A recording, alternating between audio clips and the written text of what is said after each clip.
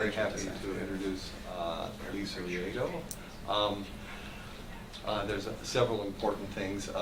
She grew up in Milan, or she says Milano, and she did her undergraduate and PhD work there in physics. She did a postdoc at EPFL in Switzerland.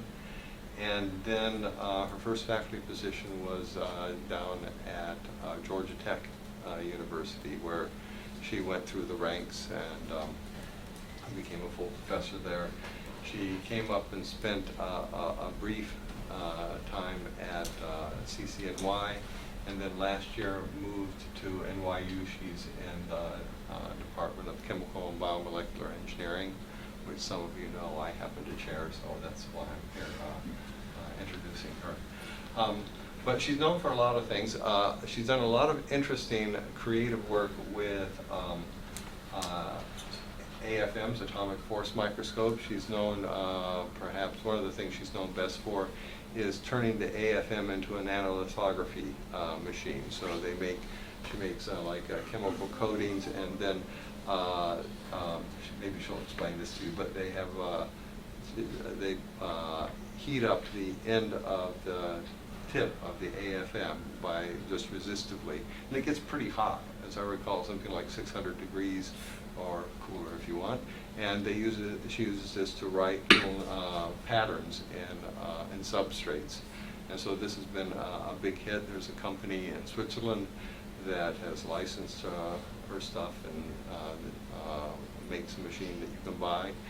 She's done other things interesting with it. She's investigated the rheology, which is like viscosity and stuff, of water that's confined to being only a few nanometers thick, and discovered that when you do that, it can be like orders of magnitude more viscous than normal water is, which was a bit of a surprise to people. She's done some nice work on graphene. I'm not sure what she's going to talk about today, but because there's lots of interesting things. But I'm very happy to have her here to speak to us today. Thank you very much, Dave, for the introduction, and thank you for the invitation here in physics today. So I was trying to come up with a title that can actually describe everything that I've done, and I decided that harnessing forces and heat at the nanoscale was the best way to describe what I'm doing. As Dave was saying, the main instrument used in my lab is an atomic force microscope, which is based on forces, and we use the same microscope also to deliver heat, and the combination of forces and heat is used to either study, investigate properties of surfaces, but also to change and to pattern different type of interfaces. So my seminar will be divided today in two main parts, and I will have a third part at the very end, which is focused on nano-confined liquids. So the three research areas in my lab are divided in nanomechanics, so studying of elasticity and friction in nanosystems like carbon nanotubes, and more recently in 2D materials like graphene and transition metal decalcogenide. A second large research area is thermal nanolithography, so using scanning probe microscopy actually as a tool to write on surfaces, and I will describe some of the latest work on this. And the third part, if I arrive there, will be dedicated in describing my work on the rheology of nano-confined water, so studying viscosity and elasticity of water confined between an AFM tip and the substrate, and observing, as they already anticipated, how the viscosity grows up of 4 orders of magnitude actually. So the main tool is an atomic force microscope that you can see here for the ones of you who are not familiar with what an atomic force microscope is. So it's actually, the principle is very simple. It's based on the big family of scanning probes microscopes, so like the STM, were invented by Binning and Rohrer, who got the Nobel Prize in Physics in 1984. and they follow that work. They invented also the atomic force microscope. So the idea is that you have a probe here. The probe at the apex has a tip radius that is just a few nanometer, could also be just a molecule. So the sensitivity that you have here is really very high, and you can sense atoms. And this conical probe is attached to a cantilever. And this cantilever is what you see up here. So this is the probe, this is the cantilever, and then you scan the cantilever on the surface. And when there is, for example, an asperity, say a molecule, the cantilever, there will be a repulsive force between the tip and the molecule, or could be an attractive force. If you are a little bit far away, there is, for example, a van der Waals attraction. So there are forces, attractive or repulsive, mainly if you are in contact, what is called contact mode. So you are working the repulsive regime. You will have a repulsive force when you encounter a molecule, for example, or a nanosphere or a nanotube, whatever. So you move, the cantilever will feel a repulsive force, so will go up, and then you keep scanning, will go down, up and down, up and down. And so by the movement of the cantilever up and down, you actually do an image of what you have on the surface. And the way you do it, you have a laser which is reflected from the back of the cantilever, and the laser is projected in a photodetector, so the laser will go up and down, and from that you can actually register changes that are just of a few angstrom, because this is a lever, so small changes here will actually become enough big changes in the photodetector to be detected.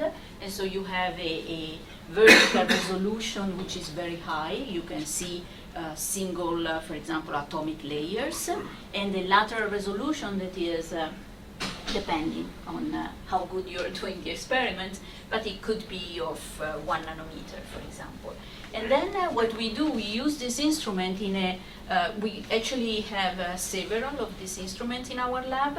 We buy them, so they are commercially available, but then we change them. So we modify all this standard AFM, and we create ad hoc instruments that are needed for our experiment. One thing that we do, for example, is to couple an AFM with a Raman system to have an in situ Raman spectroscopy with FM. And the other thing that we do, for example, as I was saying before, we can also heat these tips, and then you can deliver local heat to the surface. So a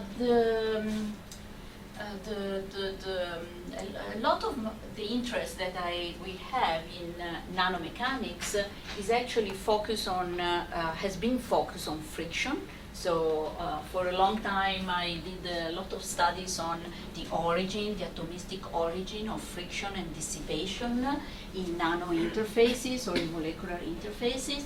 More recently, I started to be more interested in the elasticity of systems like two-dimensional materials, like graphene or similar layered material. So these are called van der Waals materials. They're called van der Waals materials because they are characterized by van der Waals interaction between the layers, and they are characterized by covalent bonds in plane. So there is like graphene, like graphite, right? They have a very strong covalent bond in the plane, and then in between the plane, they are kept together by a van der Waals attraction. So they are kind of soft in the out of plane direction, and also they delaminate very easily. That means that, for example, with the Scotch tape, you can create a single layer of graphite, which is graphene, and became a big research topic in condensed matter because of all the properties of two-dimensional gas, the Dirac cone, and other interesting electronic properties of graphene. there are other materials other than graphene that are interesting, like heterogeneous structures, where you have, for example, boron nitride, graphene, molybdenum disulfide. So you can really create a very complex structure where you can put one layer, one atomic layer after the other one of the material that is of interest for you. So our interest in this type of materials started because we realized that while a lot is known about the mechanical properties of this material in the in-plane direction, for the same for carbon nanotube, in the axial direction, very little is known in the transverse direction. So how they behave, say, if you have, in this case, you have 1, 2, 3 layers of graphene on silicon carbide. So for example, it is well known how graphene behaves when you try to stretch it, or when you take a big foil of graphene and you do a large indentation. This is called the tensile elasticity. A lot of experiments have been done in that direction, but very little is known on the van der Waals actually elasticity. So how do they, what is the elasticity in the transverse direction? We call it the interlayer elasticity, for example. There is a reason for that. The main reason is actually due to the difficulty in, well, I will skip for a second this, the difficulty in doing the experiments. So for example, okay, this is just a summary, right? So the in-plane elasticity, we say it is covalent bonding, so it's the C11 elastic modulus is 1 terapascal. The C33 elastic modulus, so perpendicular to graphite, to the graphitic planes, is 36 gigapascal, so almost 2 orders of magnitude softer in the other direction. Okay, so when you do, for example, an experiment like has been done in a lot of labs actually, to study the in-plane elasticity of graphene and other single atomic layer of different materials, the usual experiment is what is described above. So you have a membrane, then you put a graphene, the green sheet there, you put a graphene on top, and then you come in with an AFM and you push down, and then you study the indentation as a function of the load that you apply. So you push down and you look how much you can indent depending on the load that you apply. So when you do from this curve and some modeling, you can extract the tensile elasticity. But if you look at the scale here of the indentation, we are talking about hundreds of nanometers. So you really indent quite a lot. Instead, if you want to study the interlayer elasticity, say of 5 layers, say that you have 5 layers of graphene or 2 layers of graphene. Now, if you do the same experiment up here with 2 layers of graphene and you push down, you only are going to detect the tensile elasticity. You're not going to detect the interlayer elasticity, because when you push down, this is 100 nanometer, and the distance between the layer here is 3 angstrom. So when you push down 100 nanometer, you're not going to see the change in elasticity of the 3 angstrom, right? So there is no way that that method works to do this. The problem is that if you want to do this, you put your 2 layers of graphene on a substrate, on a rigid substrate, but then when you come in with your FM tip, you cannot indent 100 nanometer here, because if you have 3 layers and you indent 100 nanometer, this is 1 nanometer, you're going to crash everything, and you're not measuring the elasticity anymore. So you need a method that allows you to do indentation that are actually smaller than 1 nanometer. So you need to be able to probe this spring with indentation that are less than 1 nanometer, and even, we will see later, if you have only 2 layers, can be even less than 1 angstrom. So you need a completely different methodology, and this is what we have developed. So we developed this method, which we called Armstrong indentation, which is based on modulated nano-indentation, which also developed. So we started with modulated nano-indentation, and then we push it into the Armstrong indentation. And the idea of this method is that, well, I will not enter into the details, but there are some key things into the way you do it. First of all, using a differential detection, so using a low-key detection is the one thing. And the second one is, instead of measuring direct force indentation, you actually measure the slope of this curve. And by measuring the slope, you can actually take advantage of the low-key phase detection, and so you can increase the signal-to-noise ratio of 10 to the power 8. So it's a huge increase, and actually we demonstrated that doing properly with a few tricks, you can actually really get sub-Armstrong indentation curves. So this is actually, these are experimental curves. So this is zinc oxide. So this is just a piece of zinc oxide, and we go in with our instrument and we apply indentation that are smaller than 1 Armstrong. And it's quite surprising because you indent less than 1 Armstrong and you get a curve that can be fitted with contact mechanics, meaning classical contact mechanics, so with the Hertz model. So, you know, the Hertz model was invented for, right, contact mechanics of bulk system. The FM tip is quite large, so keep that in mind. I'm not indenting with 1 atom, no? I'm indenting with a maybe 100 nanometer square sphere. I'm pushing down, but the indentation per se is very small, and still it follows the Hertzian model. So if you fit this curve with Hertz model, you obtain the Young modulus of zinc oxide. You do the same for silicon carbide, and you get the Young modulus of silicon carbide. You do it for sapphire, the same. CVD diamond, the same. So that it was to prove that we can indeed measure the elasticity as is supposed to be measured, right? Like material that are well known and well characterized on the macroscopic scale. Just a question, what's Yeah. the tip made out of? So the tip is can be made of silicon, but to measure materials like sapphire or diamond, and even for all the experiments that we've done afterwards, we use diamond actually. Yeah, diamond tips, because they are the most stable.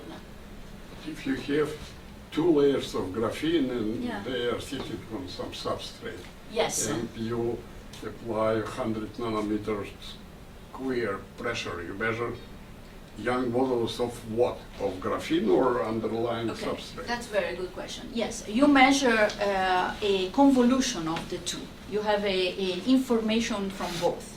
The 2 layer, the interlayer elasticity, and also the silicon carbide substrate. So I will show in a minute what information you can gather, keeping that in mind. Okay. So certainly, actually, we were talking 2 minutes ago. Francesco is my student. The fact, is, how to say, the modeling, it's very difficult here, because classical mechanics, you cannot use it. Finite element simulation do not work.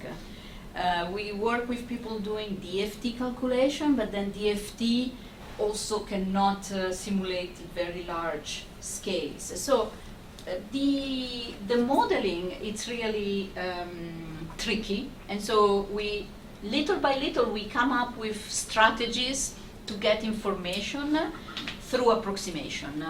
Okay, but you will see in a moment. So if well, maybe I will actually let me say something about this. So one thing that also to keep in mind is that if you take graphite, a pure graphite system, bulk, and you do exactly the same measurement, what you obtain, and you fit it here with a Hertzian model. The Young modulus that you obtain is the perpendicular Young modulus of graphite, which is 33 gigapascal. So, as I said at the beginning, graphite has a in-plane modulus of 1 terapascal and an out-of-plane modulus of 30 gigapascal. Now, if you do what we are doing, very small modulation, what you get is exactly 33 gigapascal. So you are just probing the out-of-plane modulus. There is a reason for this. So we did a lot of thinking about this and some modeling, so there is a good reason for this, but I will skip it because we need to arrive to something else. For now, just keep that in mind, which is kind of intuitive, right? If you have something very rigid, something very soft, you push down, you're measuring the out-of-plane soft spring. Okay. Okay, so let's see what we have discovered here. Okay, so we did quite a lot of measurements with that, but I will focus on one particular experiment that was, in my view, really more interesting than anything else that we have done. So, we started with 10 layers of graphene. This is the substrate, silicon carbide, and this is bulk graphite. HOPG is bulk graphite. So the 10 layers of graphene are on top of silicon carbide, exactly like you see here.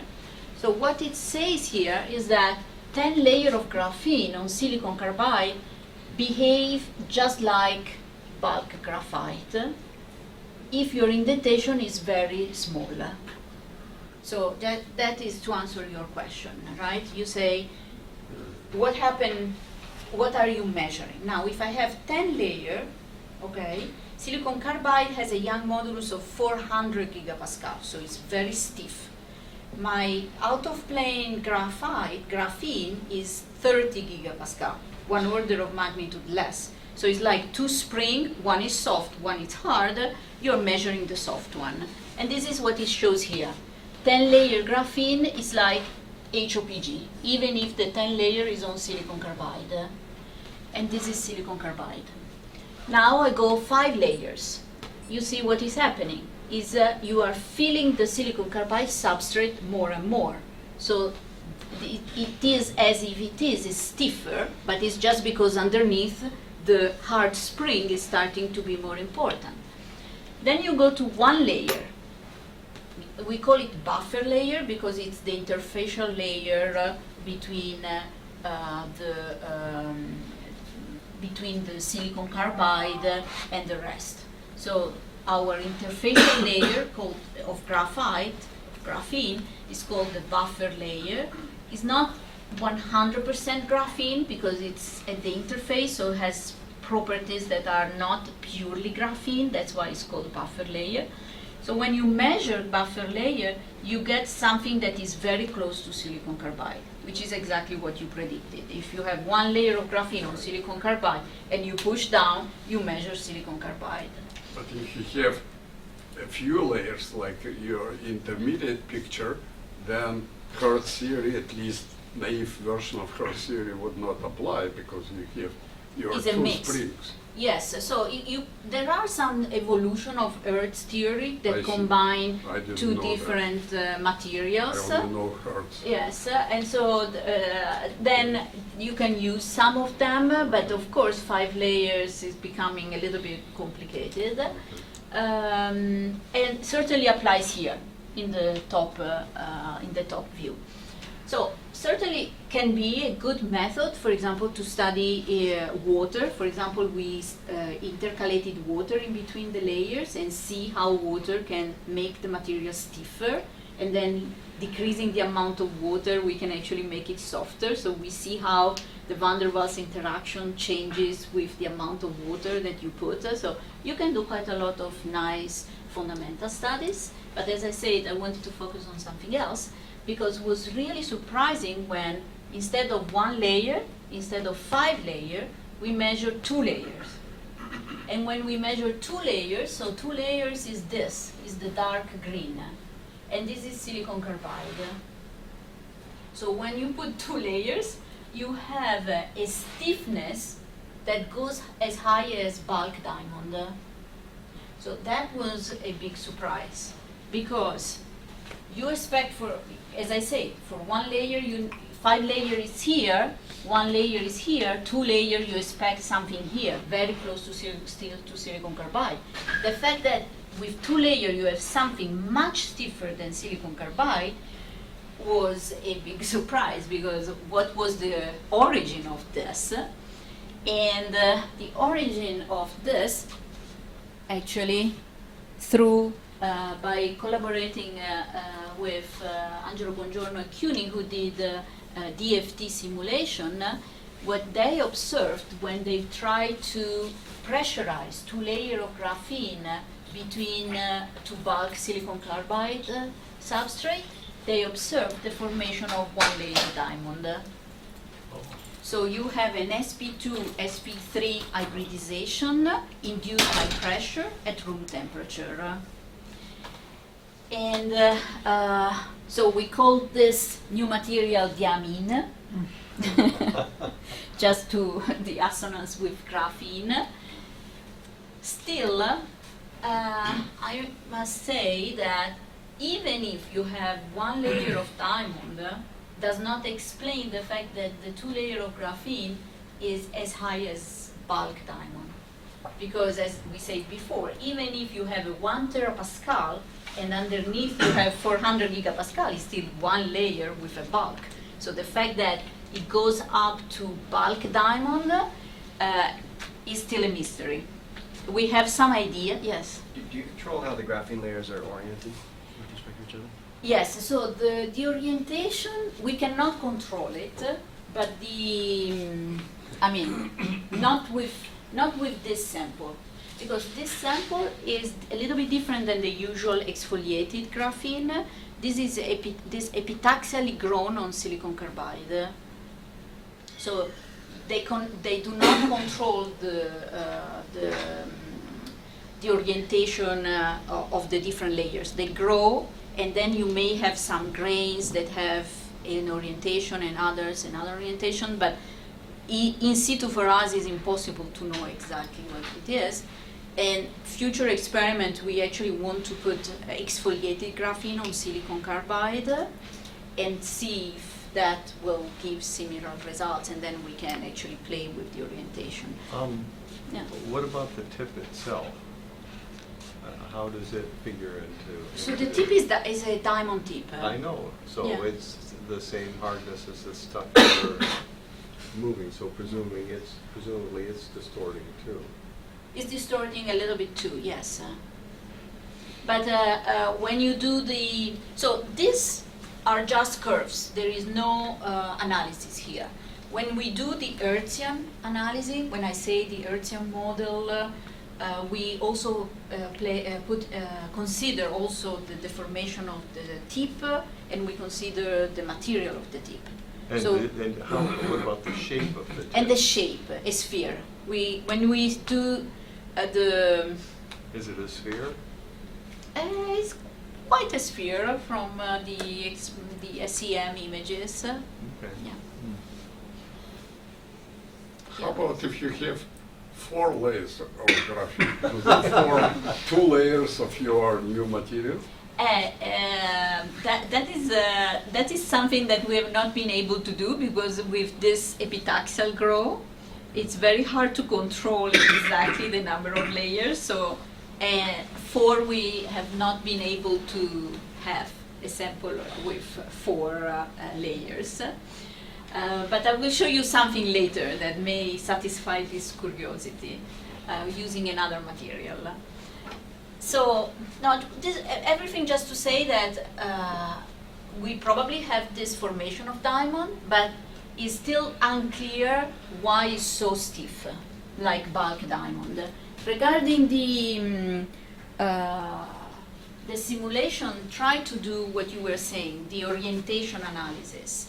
And they did see, like here, these are different orientation analysis, so different stacking, and they did observe that some stacking, like AA stacking, is like preferably induce the diamond formation, and other stacking are instead they have a higher energy barrier for the diamond formation.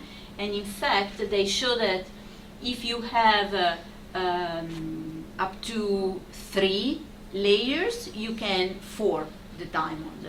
But if you have like 4 and 5 and above, the AB stacking, which is the more common, hinder the formation of the diamond. Because to form diamond, you need the AA stacking. So when there are just 2, during the pressing, you can have a small shift. But if you have many AB, AB, AB, the pressing is not enough to induce all the order for the formation of the diamond. This is what the theory, the DFT theory showed. Yeah. But I'm not sure. Well, When you compress it, it turns into the diamond. If you take out the pressure, does it stay as diamond, or does it? It doesn't. It is fully reversible for this size. That's another question we are working on, because we wonder if having bigger tips will maybe have a, because now it's so small and embedded in a graphitic place that we wonder if we have like a too small nucleus, like for the phase transition to nucleate and make it stable. So we wonder if maybe having a larger tip we can stabilize this diamond phase. But for the moment is fully reversible. I don't understand what exactly you mean by the AB stacking. Yeah. This AB stacking of the graphene layer? Graphene. Okay. I mean, diamond, normal cubic diamond has an ABC stacking of Yeah, but it's different. yeah, so that's why I don't quite It's understand what different you mean because by it's a AB. question of the orientation of the atoms, one on top of the other one. So you want to form the bonding, you need to have some of this atom to sit one on top of the other one. That is the most favorable point for the phase transition to occur. Okay, I want to talk to you later after Okay. this.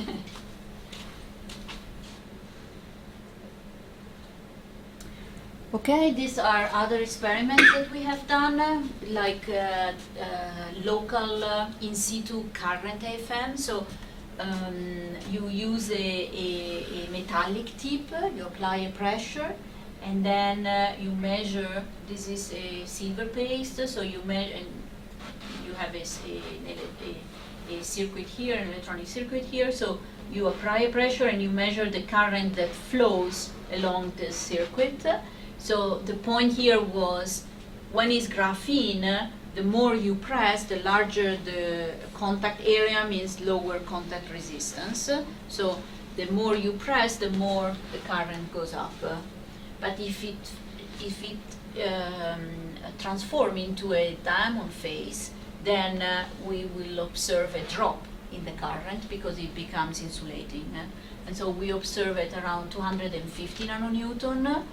A drop in current, indicating also in this context that there is a phase transformation.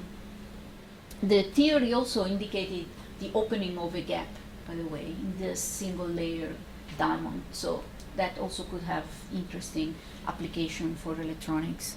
How do the pressures here compare to the bulk phase transition between graphene and diamond? Yeah, so is the we estimated that the pressure we are using here is quite high, but is not as high as the one used in the bulk transformation. So, but not that different. So we are between 1 and 10. So in the bulk transformation is more about 30 and 50 gigapascal. So it's maybe 1 order of magnitude different, lower, but not, or maybe even less. But the big difference is really the temperature. That usually in the bulk transformation, you need high temperature to induce the phase transformation. Here we are at room temperature.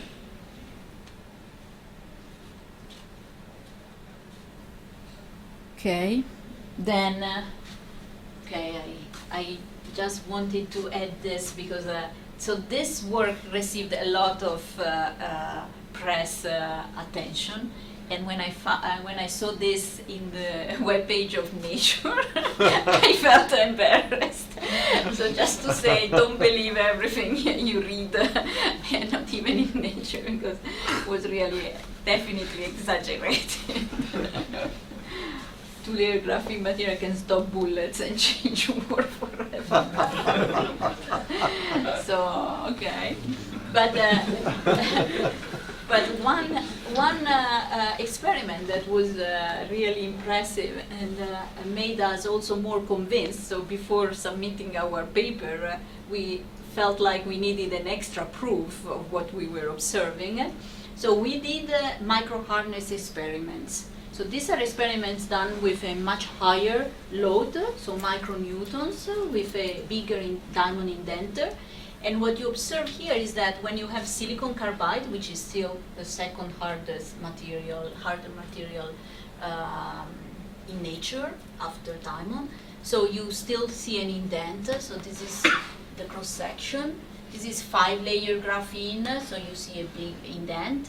And in 2-layer graphene, actually we see no indentation. So the diamond indenter could not indent 2-layer graphene. Wow. So for us, this was a very visual also demonstration of the formation of a diamond phase. Okay, then now we are working quite a lot on this discovery. We are looking into the role of the substrate because our collaborator is telling us that in order to form the diamond phase, you need to passivate the dangling bond of diamond. So Irene, we will need your help to find the right material because if you use, for example, silicon oxide is fully passivated. So when you put the 2-layer on silicon oxide, the diamond is energetically not favorable to form because cannot passivate dangling bonds with the substrate. Silicon carbide, on the other hand, is a perfect substrate because when you push, it has all the dangling bonds that are easily saturated. So we started with silicon oxide to see if indeed we observed this diamond formation, and we didn't. So if you take 2-layer of graphene on silicon oxide, does not work. You cannot form the phase. So now we are looking into other materials. You wonder why you don't do many more materials. It's also because the experiments seem simple, but they're not. So it takes a lot of time, and even understanding what is 1 layer, what is 2-layer, depending on the material, can be tricky, or there are several experimental difficulties.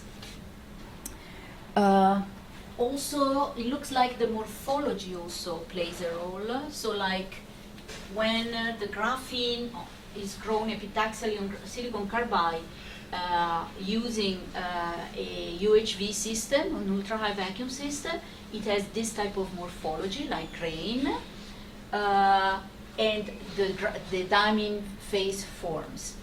But if you have large terraces like here, you have no diamond formation.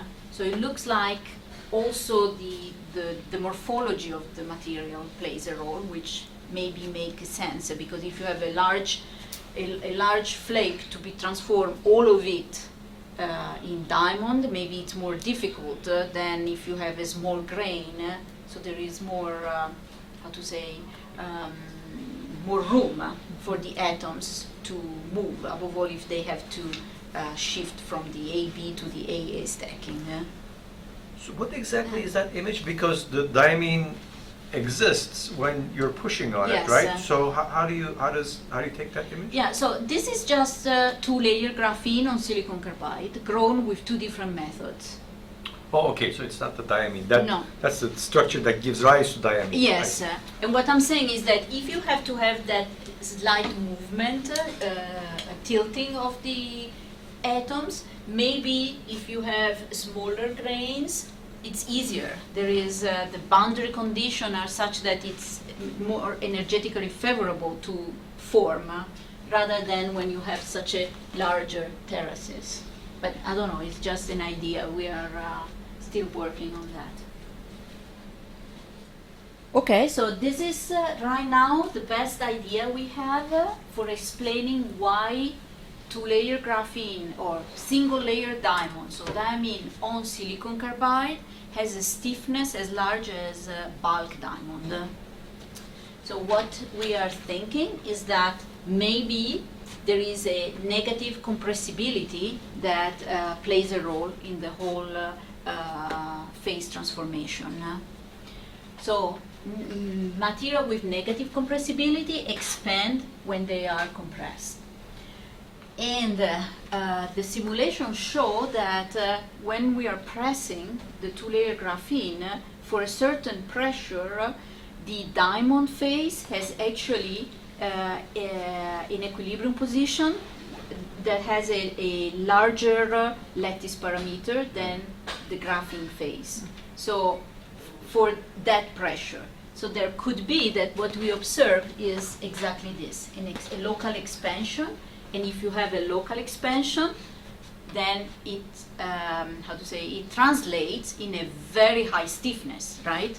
Because this, how do you measure the stiffness? The load, how much it compresses. If you push down and it doesn't compress, but it expands, then the silicon carbide will compress a little bit, but compression. Is this just associated with the bending of the bonds for diamond versus graphene? Because the diamond 111 plane is sort of Rougher. it's bumpy. It goes up and Bumpier, down. yes. So is it just that? Yes, that popping yes, out? yes. I see. But that's an hypothesis. That's what the simulations seem to indicate. So now we are trying to think about what experiment can be done to prove this. Because to get what we get, you would account for an infinite stiffness of this single layer diamond, which is impossible, I guess, unless tech times is true. Have you made any bullets? Okay, so this is, I have the second part of the seminar. Okay, so we are now doing experiment with HBN, boron nitride, and we observe similar things. So two layer of HBN under pressure also undergoes a phase transition into something that we don't know what it is, but something like cubic BN, some sp3 hybridization. The good thing with HBN is that it works also when it is exfoliated, even on silicon oxide. So it's easier to detect. You can do statistics with more number of layers. So now we have also how the phase transition change with the number of layers. So it's a much easier system. So we can answer a lot of questions now with HBN. But I think I will skip a little bit on this to dedicate some time to the thermal lithography. Thermal lithography part. So the way it works, it's super simple. You have two wings here, and then your probe is down here. So like the two wings, and this is the probe. So this part is highly doped, this is highly doped, and this is not doped. So it has a high resistance. So when you pass a current, so you apply a voltage here. Everything's made out of Silicon. silicon, right? This is all silicon. So you apply a voltage between the two wings, so a current passes through, and this part that is not doped gets heated like just a bulb, right? It's just Joule heating. And so your silicon tip here becomes very hot.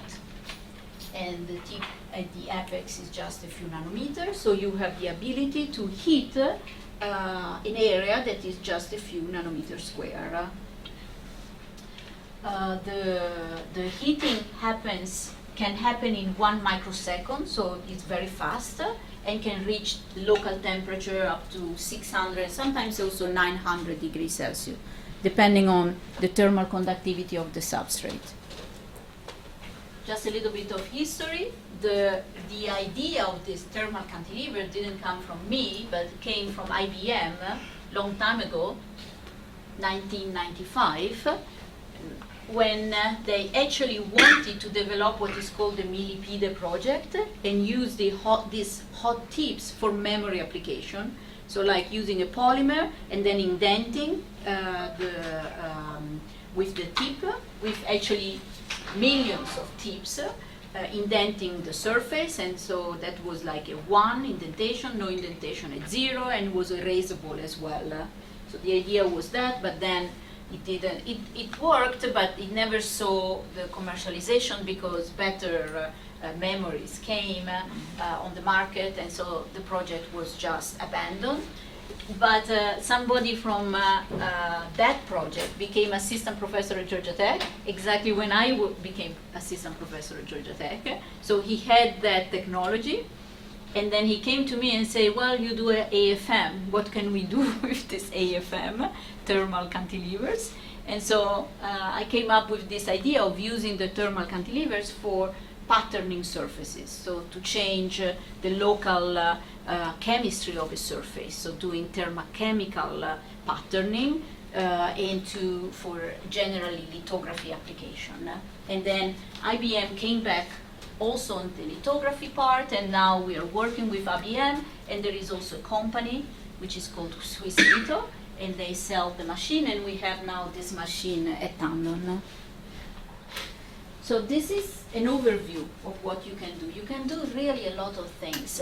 So you can create chemical patterns, because if you think about having a polymer with special thermally reactive groups, you can locally heat, change the chemistry, and for example expose amine groups. If you have thermally protected groups, you heat, the group goes away, and you can expose amine groups or carboxylic acid groups. And when you expose them, then you can cross-link with proteins, with DNA, and so you can create very complex chemical patterns on the surface. You can do a three-dimensional printing. So, for example, this is a printing of the Mona Lisa, done in a polymer that shrinks when it's heated. So you can pixel by pixel write what you need to write. You can reduce oxide or sometimes also oxide the material. So this is graphene oxide that has been locally reduced. You can play with spin also and create magnetization patterns by using some field cooling at the interface between a ferromagnetic and antiferromagnetic, or you can locally crystallize, for example, a ceramic. So you start from a salt gel of a piezoelectric material, lead zirconate, for example, and by heating you create a crystalline of the piezoelectric material that you need. I'm not going to describe all of this, of course.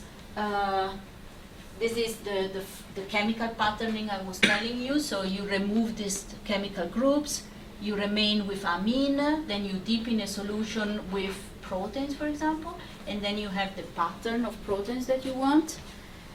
This is a work done at Tandon, and this is done with enzyme in collaboration also with Marcus Wack and Ryan Uline. This is for enzyme, and let's say the uniqueness of this work is that each pattern here is 8 nanometer. So each point here can be filled with one single enzyme. So it has a single enzyme resolution, and this is what we have done here. So each line is only 8-9 nanometer. then we dip in the solution, and you see these lines go away because they are filled with the enzyme. So this is the purple one, and the cross section here is the deeper one, so it's filled. Well, the opposite, sorry. The blue one is this one, and the red one is this one. And then this is the fluorescence, just to confirm that the enzymes are there. And once we did this, then we wanted to go on a very large scale. So this NYU Tandon logo is fabricated with lines where each line has one enzyme in width. So there are single enzyme lines. So to see that, to show that we can do single enzyme resolution on a large 100 micrometer square scale, which for patterning application is very challenging. And then this also work was done at Tandon. We demonstrated that the thermal lithography can actually be used as an e-beam lithography system, giving rise to actually better devices.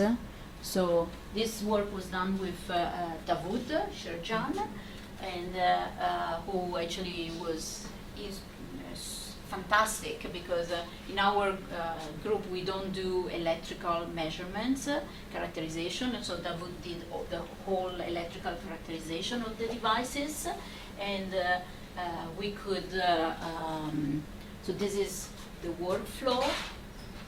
If you want to know more, I guess we have not too much time, you can ask me how it works.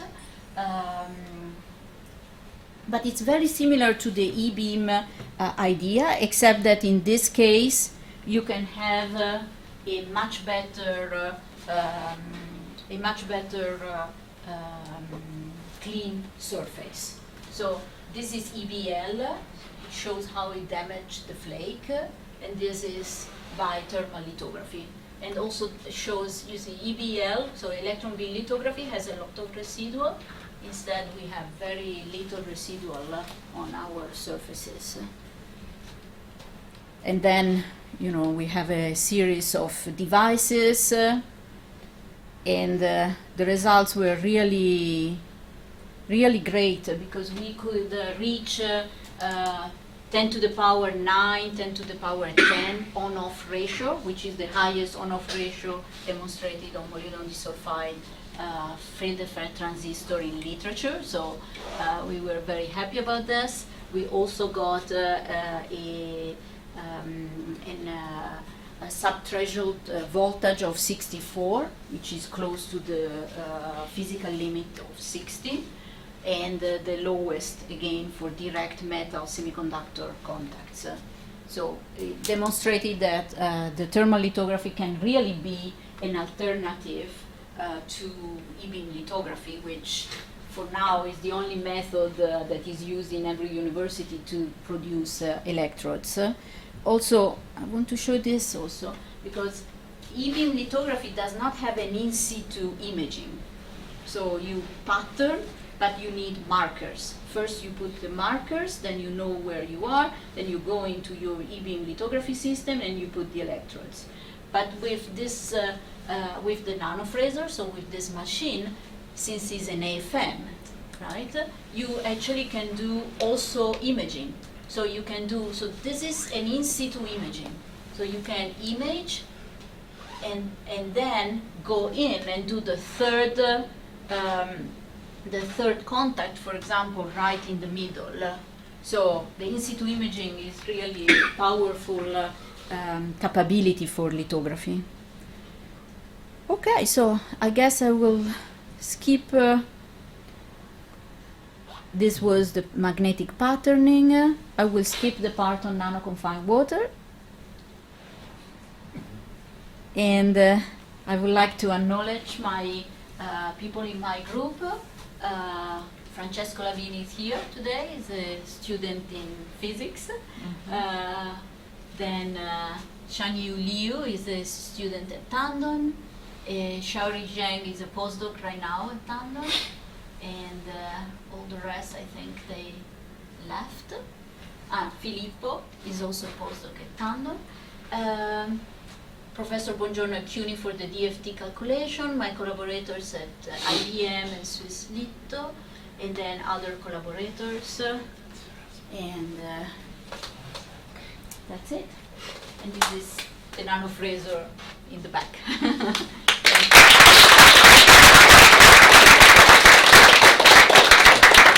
Other questions? Yes. So you deal with crystals mainly, but I was wondering if there's any surface asperities that would change locally the results when you indent. Will you very finely indent? Yes, yes. The surface asperities can be a problem. So that's why I was saying they're not easy experiments, because you have to have very clean surfaces, very smooth. If they are not clean, you have to clean them. So yes, definitely you have to pay a lot of attention on the cleanliness of the surface. Elisa? So I'm used to seeing AFM indentation on much more liquidy things like bilayer membranes, and then the kind of information is dynamical. So what is the time scale on which the atoms or molecules rearrange, and is there anything interested in the hysteresis of going in and out, and is there any so do you get any info? I know these are very hard materials, and is it that everything is just frozen in, or is there some hysteresis from which you can learn? Yes, so hysteresis actually was something we wanted to know, and it took us a while because the way this method works only in one direction. Because it's not in liquid, so when you approach, you have to snap in. You snap it, and then you don't have contact Exactly. anymore. So Okay. we always first approach and then look at the retraction curve. Exfoliation, yeah, I understand. However, we wanted to see the hysteresis, and very recently we came up with a method to do it. So I didn't have the time to tell this, and to be honest, we are still trying to understand what we are observing, but we do see hysteresis in HBN.